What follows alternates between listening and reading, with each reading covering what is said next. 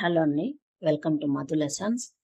ఈరోజైతే గనక మనం ఏపీపీఎస్సీ గ్రూప్ 2కి సంబంధించి ఇండియన్ హిస్టరీలో భాగంగా స్వాతంత్రం వచ్చిన వరకు 1947 వరకు చూసాం కదా. ఈరోజు 1947 తర్వాత దేశ పరిస్థితులు అనే వాటి మీద బిట్స్ అయితే చూద్దాం. దేశ విభజనకు సంబంధించిన బిట్స్ ఇప్పుడు.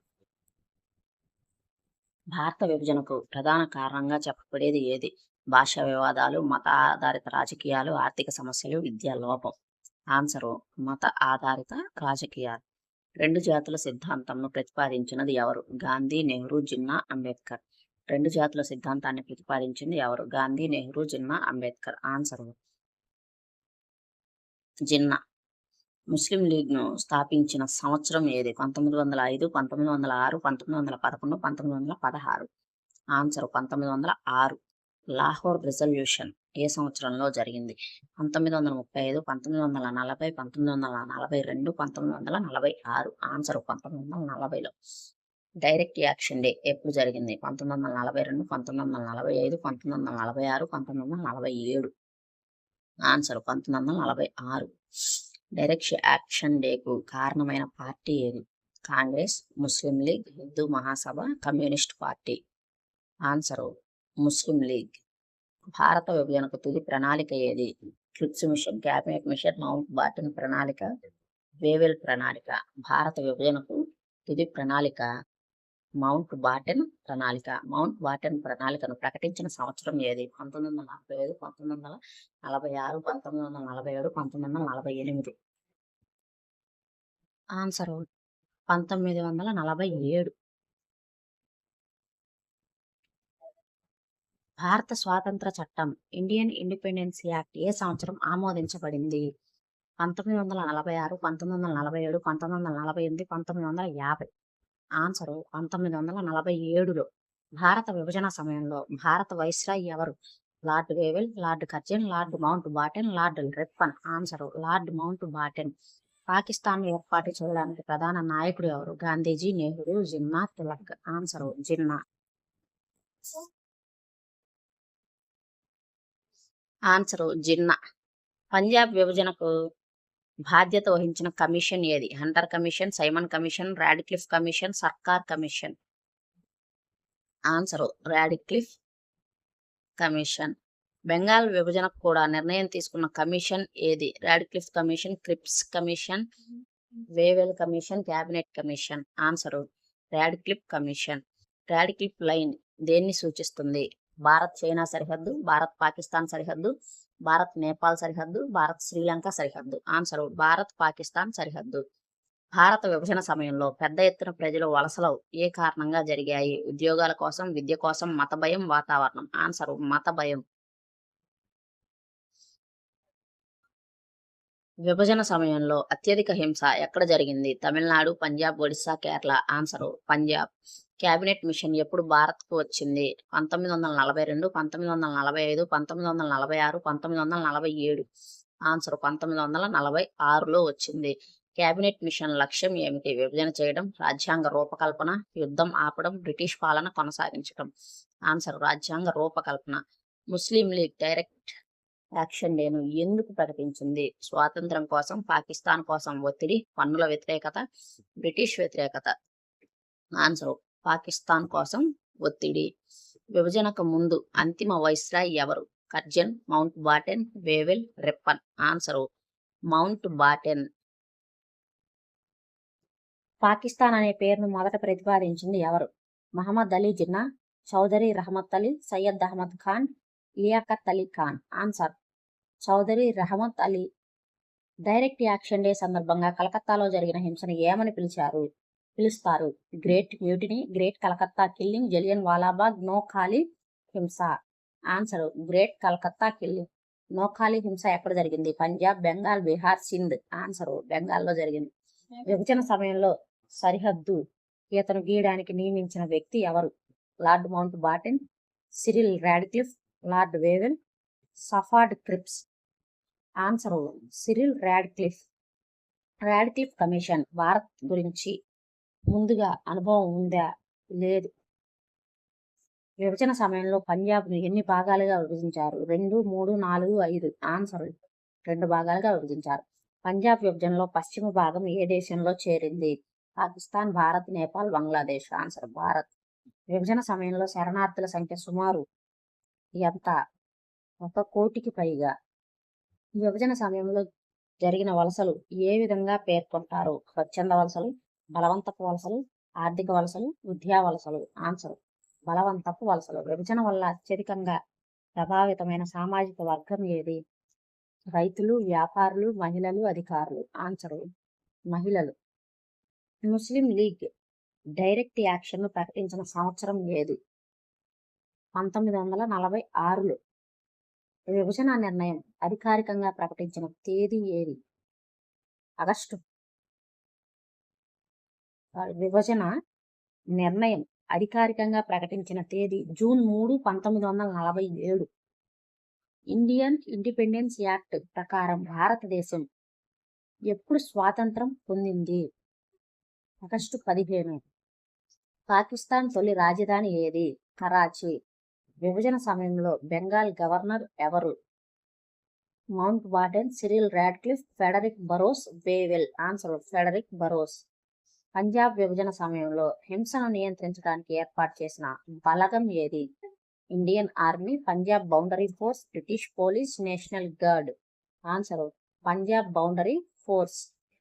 విభజన తర్వాత తూర్పు పాకిస్తాన్ రాజధాని ఏది? కరాచీ, లాహోర్, ఢాకా, ఇస్లామాబాద్. ఆన్సర్ ఢాకా. విభజన సమయంలో సింధ్ ఏ దేశంలో కలిసింది? Bharat, Pakistan, Afghanistan, Iran. Answer Pakistan. NWFP north west frontier province ఎక్కడ చేరింది? భారత్, పాకిస్తాన్, చైనా, నేపాల్. ఆన్సర్ పాకిస్తాన్లో చేరింది. NWFPలో ప్రజాభిప్రాయ సేకరణ ఎందుకు నిర్వహించారు? స్వాతంత్రం కోసం, భారత్ లేదా పాకిస్తాన్ ఎంపిక కోసం, రాజ్యాంగం కోసం, ఎన్నికల కోసం. ఆన్సర్ భారత్ లేదా పాకిస్తాన్ ఎంపిక కోసం. విభజన సమయంలో గాంధీజీ ఎక్కువగా ఎక్కడ పనిచేశారు? నోఖాళీ. విభజన తర్వాత పంజాబ్లోని లాహోర్ ఏ దేశంలోకి వెళ్ళింది? పాకిస్తాన్లోకి వెళ్ళింది. అమృత్సర్ ఏ దేశంలో ఉంది? భారత్లో ఉంది. విభజన సమయంలో గల హింసను ఏ పదంతో వివరిస్తారు? మత అల్లర్లు. విభజన సమయంలో మహిళలపై జరిగిన హింస ఏ రూపంలో ఎక్కువగా కనిపించింది? అపహరణలు. విభజనలో ప్రధానంగా ఉపయోగించిన బ్రిటిష్ విధానం ఏమిటి? Divide and rule. విభజన తర్వాత భారతదేశం స్వీకరించిన పరిపాలన విధానం ఏమిటి? ప్రజాస్వామ్యం. విభజనలో సిక్కులపై ప్రభావం ఎక్కువగా ఎక్కడ కనిపించింది? పంజాబ్లో. విభజన సమయంలో భారతదేశం ఎదుర్కొన్న ప్రధాన సమస్య ఏమిటి? శరణార్థుల పునరావాసం. భారత విభజన చరిత్రలో ఎలా పరిగణించబడుతుంది? కీలక మలుపు. భారత విభజనను బ్రిటిష్ విధానం ఫలితంగా ఎక్కువగా భావించే పాఠశాల ఏది? నేషనలిస్ట్ పాఠశాల, మార్కిస్ట్ పాఠశాల, కేంబ్రిడ్జ్ పాఠశాల, సబ్ ఆల్టర్న్ పాఠశాల. ఆన్సర్ కేంబ్రిడ్జ్ పాఠశాల. మార్కిస్ట్ పాఠశాల ప్రకారం విభజనకు ప్రధాన కారణం ఏమిటి? మతం, వర్గ పోరాటం, బ్రిటిష్ కుట్ర, నాయకుల వైఫల్యం. ఆన్సర్ వర్గ పోరాటం. మహాత్మా గాంధీ విభజనపై ఏ విధంగా స్పందించారు? పూర్తిగా వ్యతిరేకించారు. జవహర్లాల్ నెహ్రూ విభజనను అంగీకరించడానికి ముఖ్య కారణం ఏమిటి? శాంతి స్థాపన అవసరమని. మహమ్మద్ అలీ జిన్నా మొదట ఏ విధానాన్ని కోరుకున్నాడు? ఫెడరల్ నిర్మాణం. క్యాబినెట్ మిషన్ ప్లాన్ విఫలమవడానికి ప్రధాన కారణం ఏమిటి? కాంగ్రెస్ మరియు ముస్లిం లీగ్లో విభేదాలు. క్యాబినెట్ మిషన్లు గ్రూపింగ్ సిస్టమ్ అంటే ఏమిటి? ప్రావిన్స్లో సమూహీకరణ. పంజాబ్ విభజన సమయంలో హింసకు ప్రధాన కారణం ఏమిటి? పొట్ట మీద రుద్దగాకమై.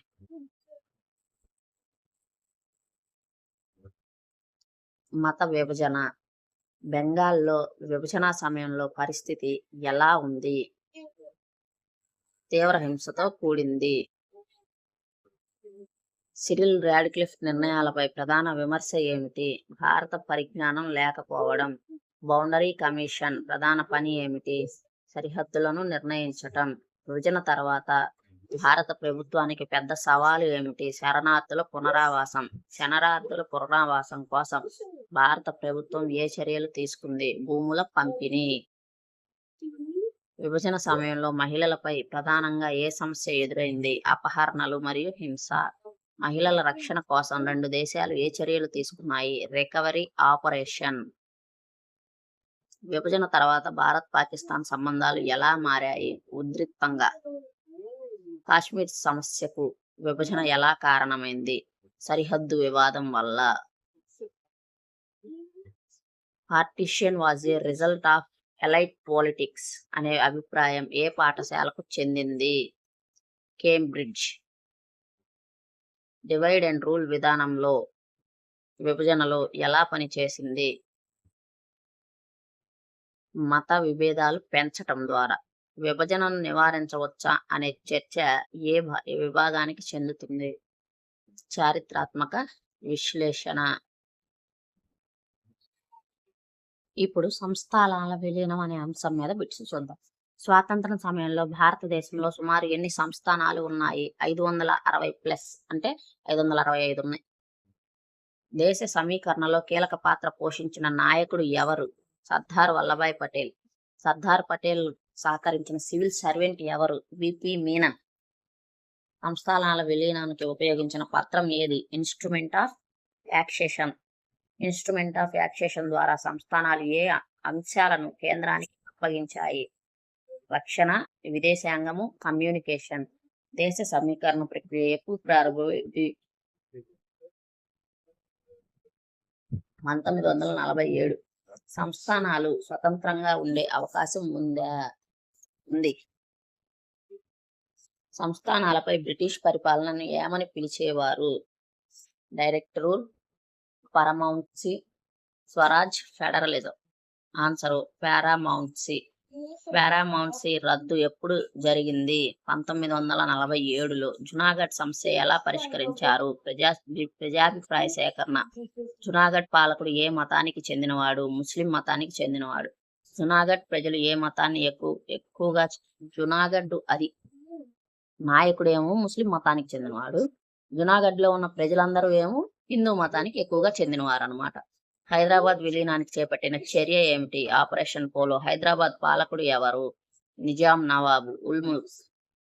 కాశ్మీర్ పాలకుడు ఎవరు? మహారాజా హరిసింగ్. కాశ్మీర్ భారత్ లో విలీనం కావడానికి కారణం ఏమిటి? పాకిస్తాన్ దాడి.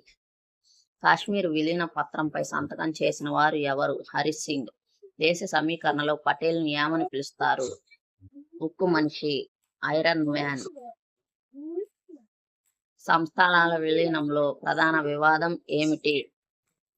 చర్చలు మరియు ఒప్పందాలు. ఎక్కువ సంస్థానాలు భారత్లో ఎలా విలీనం అయ్యాయి? ఒప్పందం ద్వారా. భారతదేశంలో చిన్న సంస్థానాలను కలిపి ఏర్పరిచిన యూనిట్లు యూనియన్ స్టేట్స్. సౌరాష్ట్ర యూనియన్ ఏర్పడింది.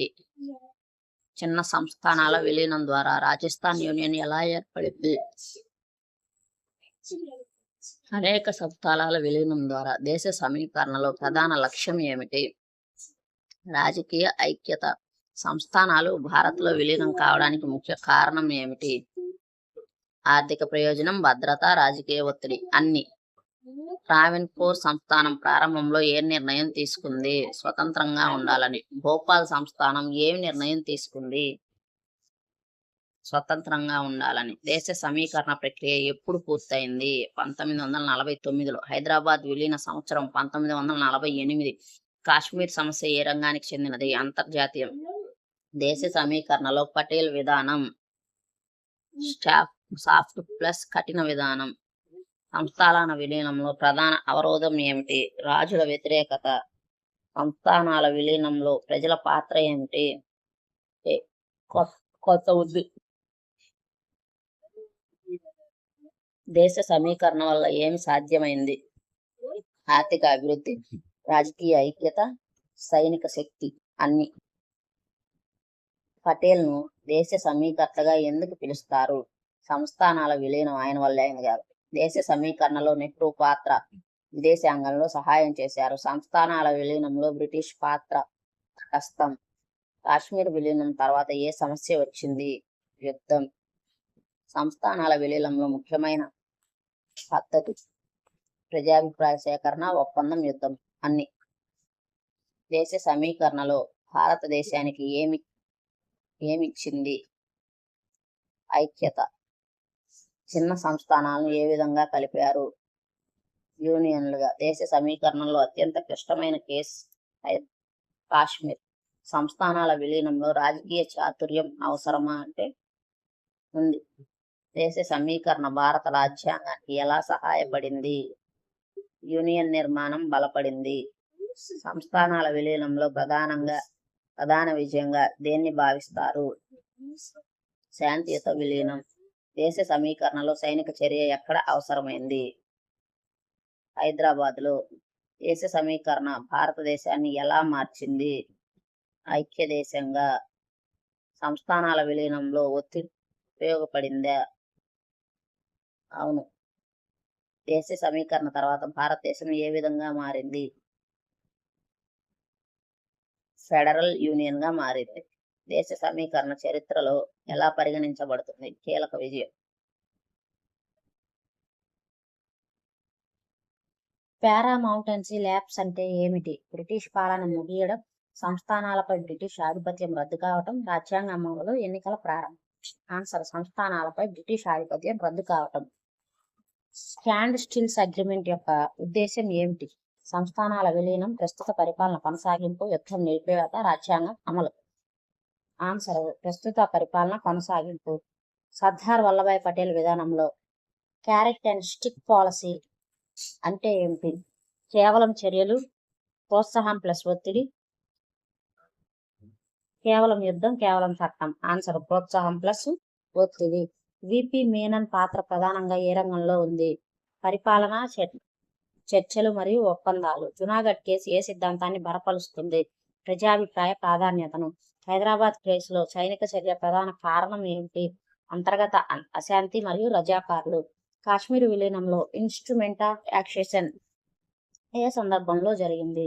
పాకిస్తాన్ మద్దతు దాడి సమయంలో జరిగింది. కాశ్మీర్ విషయంలో భారతదేశం సమస్యను ఎక్కడకు తీసుకొని వెళ్ళింది? యుఎన్.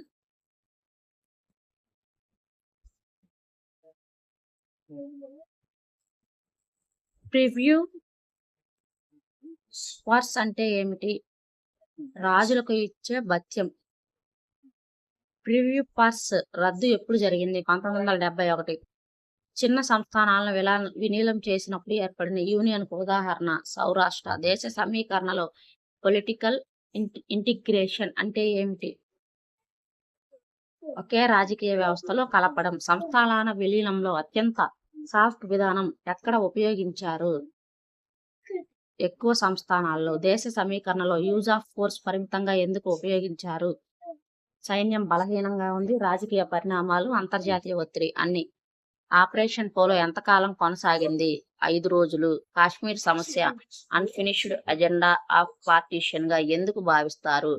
పూర్తిగా సమస్య పరిష్కారం కాలేదు. దేశ సమీకరణలో ప్రధాన సవాలు ఏది? వివిధ పాలకుల అభిప్రాయాలు. సంస్థానాల విలీనంలో ప్రజాస్వామ్య సూత్రం ఎలా ప్రతిఫలించింది? ప్రజాభిప్రాయం ద్వారా. దేశ సమీకరణ భారత ఫెడరలిజాన్ని ఎలా ప్రభావితం చేసింది? బలపరిచింది. దేశ సమీకరణను సైలెంట్ రెవల్యూషన్ అని ఎందుకు అన్నారు? యుద్ధం లేకుండా పెద్ద మార్పు జరిగింది కాబట్టి. హైదరాబాద్ సంస్థానం ప్రస్తుతం ప్రధానంగా ఏ రాష్ట్రంలో ఉంది? మహారాష్ట్ర, కర్ణాటక, తెలంగాణ, తమిళనాడు. ఆన్సర్. తెలంగాణ. మైసూర్ సంస్థానం ప్రస్తుతం ఏ రాష్ట్రంలో ఉంది? తమిళనాడు, కర్ణాటక, కేరళ, ఆంధ్రప్రదేశ్. ఆన్సర్. కర్ణాటక. ట్రావెన్కోర్ సంస్థానం ప్రస్తుతం ఏ రాష్ట్రంలో ఉంది? తమిళనాడు, కేరళ, కర్ణాటక, మహారాష్ట్ర. ఆన్సర్. కేరళ. కొచ్చి సంస్థానం ప్రస్తుతం ఏ రాష్ట్రంలో ఉంది? కేరళ, తమిళనాడు, గోవా, మహారాష్ట్ర. ఆన్సర్. కేరళ. గ్వాలియర్ సంస్థానం ప్రస్తుతం ఏ రాష్ట్రంలో ఉంది? రాజస్థాన్, మధ్యప్రదేశ్, ఉత్తరప్రదేశ్, గుజరాత్. ఆన్సర్. మధ్యప్రదేశ్లో ఉంది. బరోడా సంస్థానం ప్రస్తుతం ఏ రాష్ట్రంలో ఉంది? మహారాష్ట్ర, గుజరాత్, రాజస్థాన్, మధ్యప్రదేశ్. ఆన్సర్. గుజరాత్. జైపూర్ సంస్థానం ప్రస్తుతం ఏ రాష్ట్రంలో ఉంది? గుజరాత్, రాజస్థాన్, పంజాబ్, హర్యానా. ఆన్సర్. రాజస్థాన్. జోధ్పూర్ సంస్థానం ఏ రాష్ట్రంలో ఉంది? గుజరాత్, రాజస్థాన్, హర్యానా, పంజాబ్. ఆన్సర్. రాజస్థాన్.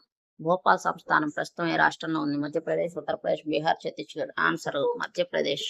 ఇండోర్ సంస్థానం ప్రస్తుతం ఏ రాష్ట్రంలో ఉంది? గుజరాత్, మధ్యప్రదేశ్, మహారాష్ట్ర, రాజస్థాన్. ఆన్సర్ మధ్యప్రదేశ్. జునాగఢ్ సంస్థానం గుజరాత్ లో ఉంది.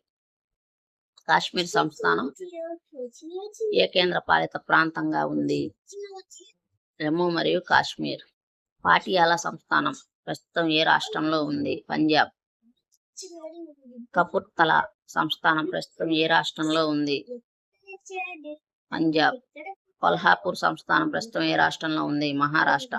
ఉదయ్పూర్ సంస్థానం ప్రస్తుతం ఏ రాష్ట్రంలో ఉంది? రాజస్థాన్. సిక్కిం సంస్థానం ప్రస్తుతం ఏ రాష్ట్రంలో ఉంది? సిక్కిం సంస్థానం ప్రస్తుతం ఏ స్థితిలో ఉందంటే అది రాష్ట్రంగా మారింది. మణిపూర్ సంస్థానం ప్రస్తుతం ఏ రాష్ట్రంలో ఉంది అంటే మణిపూర్ లో ఉంది. త్రిపుర సంస్థానం ప్రస్తుతం ఏ రాష్ట్రంగా ఉంది అంటే త్రిపురగానే ఉంది. బికానేర్ సంస్థానం ఏ రాష్ట్రంలో ఉంది అంటే రాజస్థాన్ లో ఉంది. హైదరాబాద్ సంస్థానం ప్రస్తుతం ఎన్ని రాష్ట్రాల్లో విభజించబడింది? ఎన్ని రాష్ట్రాలుగా విభజించబడింది? 3. తెలంగాణ, కర్ణాటక, మహారాష్ట్ర. సౌరాష్ట్ర యూనియన్ ప్రస్తుతం ఏ రాష్ట్రంలో భాగమైందంటే గుజరాత్ లో. PEPSU. Patiala and east Punjab states union ప్రస్తుతం ఏ రాష్ట్రంలో కలిసింది? పంజాబ్ లో కలిసింది. రాజస్థాన్ యూనియన్ ప్రస్తుతం ఏ రాష్ట్రంగా ఉంది? రాజస్థాన్ గానే ఉంది. ట్రావెన్కోర్ ప్లస్ కొచ్చి విలీనం ద్వారా ఏ రాష్ట్రం ఏర్పడింది అంటే కేరళ ఏర్పడింది. ఇదండి ఈరోజు వీడియో అయితే. వీడియో కనుక నచ్చినట్టయితే లైక్ చేయండి, షేర్ చేయండి, అలాగే మన ఛానల్ని సబ్స్క్రైబ్ చేసుకోండి. Thank you for watching.